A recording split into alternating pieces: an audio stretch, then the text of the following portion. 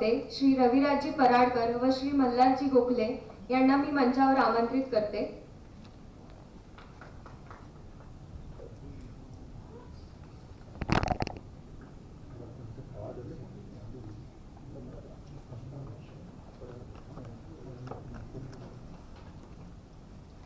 दुसरे सत्र सुरू करण्यापूर्वी आपण अखंड भारत व्यासपीठामार्फत प्रकाशित होणाऱ्या सांस्कृतिक भारत या त्रैमासिकाच्या अंकाचे प्रकाशन करूया। तत्पूर्वी सांस्कृतिक भारतची माहिती देतील संपादक श्री निशिकांतजी महाकाळ।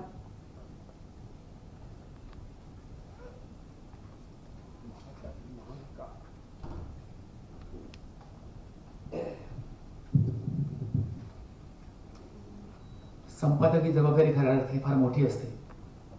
मी प्रकाशक म्हणून आपल्यासमोर उभा आहे। आज आपल्यासमोर ह्या अंकाचे जे प्रकाशन होणार आहे त्या प्रकाशनाच्या अंकाच्या प्रकाशनाविषयी की हे त्रैमासिक जे असेल आपल्यासमोर जे प्रकाशित होणार आहे या वर्षातला चौथा त्रैमासिकाचा अंक असेल।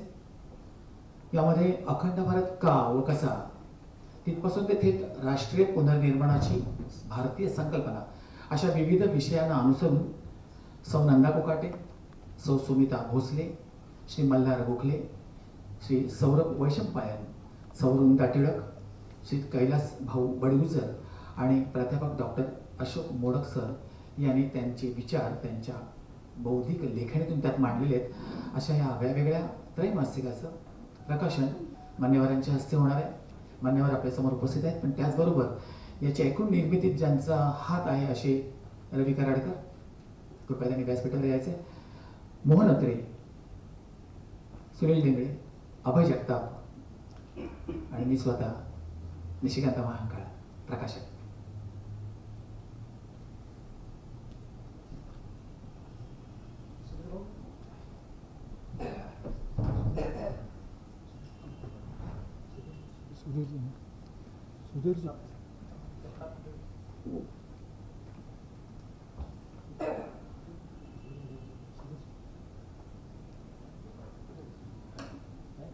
सुधीरजी थोरात उपस्थित असेल त्यांनी व्यासपीठावर यायचे।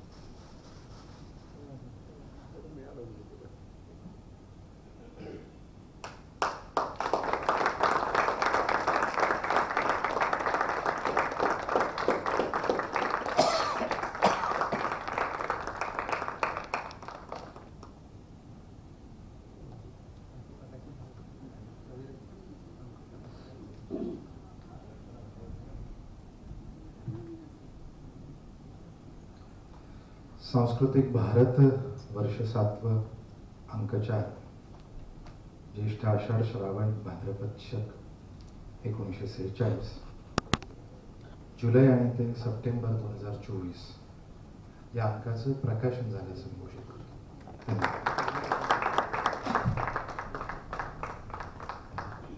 काही अपरिहार्य कारणास्तव संपादकीय मंडळातली चंद्रकांत जोशी, प्रवीण देशमुख आणि सुधीर जो संजय ढवळीकर हे आज उपस्थित राहू शकले नाहीत, पण तेही या निर्मितीत असतात। त्यानंतर या अंकाची किरकोळ विक्री नाममात्र शुल्क 20 रुपये घेऊन पाठीमागच्या पुस्तक मंचावर माननीय मोहन अत्रेजी तिथे असतील त्यांच्याकडनं आपण तो घ्यावा आणि आगामी आमचा दिवाळी अंक त्याविषयी थोडंसं। पण त्यापूर्वी एक बातमी अशी की स्वराज्य रक्षणाचा लढा आणि 18व्या शतकातील हिंदवी स्वराज्य या दोन्ही पुस्तकांच्या हिंदी आणि इंग्रजी भाषांतराचं प्रकाशन 31 जुलै रोजी दिल्ली येथे झाले। आणि त्यानंतर दिवाळी अंक। दिवाळी अंक हा आपला एक फार महत्त्वाचा विषय असतो, पण त्यासाठी संपादकीय आमचे संपादक माननीय प्रमोदजी बापट यांच्या अध्यक्षतेखाली ठाण्याला अजय अभय जगताप, सुनील डेंगळे, मोहन अत्रे, प्रवीण देशमुख आणि मी स्वतः आमच्या एका समितीने ठरवलं की याचा विषय काय असावा, नेमका विषय काय असावा. हे जेव्हा मंथन झालं त्याला असं ठरलं की नुकत्याच लोकसभा निवडणुका पार पडल्या आणि या लोकसभा निवडणुकातून संविधान ते लव जिहाद असं फेक नॅरेटिव्ह बाहेर पडले आणि त्याचा नको तो परिणाम या लोकसभा निवडणुकांमध्ये झाला आणि त्याचं फलित आपणासमोर सर्वांसमोर आलं. ठीक आहे, 400 पार आपण होऊ शकलो नाही, पण नेमक्यांमध्ये पर्यंत आपण आलोय आणि याचंच पुन्हा हे होऊ नये, पुनरुच्चार होऊ नये म्हणून आता विधानसभेचे पडघम वाजू लागलेत. नोव्हेंबरमध्ये मग कदाचित त्या निवडणुका तिथे आपल्याकडे होणार आहेत, पण त्यासाठी ह्या निवडणुकांमध्ये या सगळ्यांचा इम्पॅक्ट, वाईट इम्पॅक्ट महाराष्ट्रावर पडू नये यासाठी आपण हा विषय घ्यावा असं तिथे ठरलं.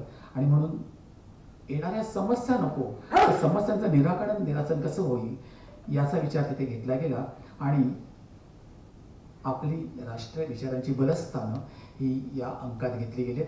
त्यामुळे यात केवळ नागरी समस्यांचा विचार न होता समस्या निवारण व आपली राष्ट्रीय विचारांची बलस्थाने या विषयाला वाहिलेला हा दिवाळी अंक असेल.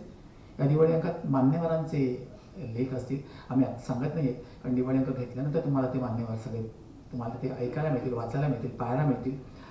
यात शिवशंभू ते ज्ञानबा तुकाराम असा इतिहास ते संत परंपरा द्वारा कृषी व अर्थ असे विषय या मंथनात होतील.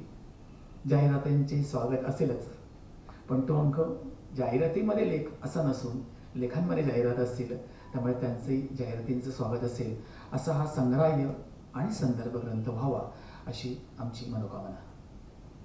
तो दिवाळी अंक जरी असला तरी घटस्थापनेच्या म्हणजे नवरात्रीमध्ये तो प्रकाशित होण्याची शक्यता आहे.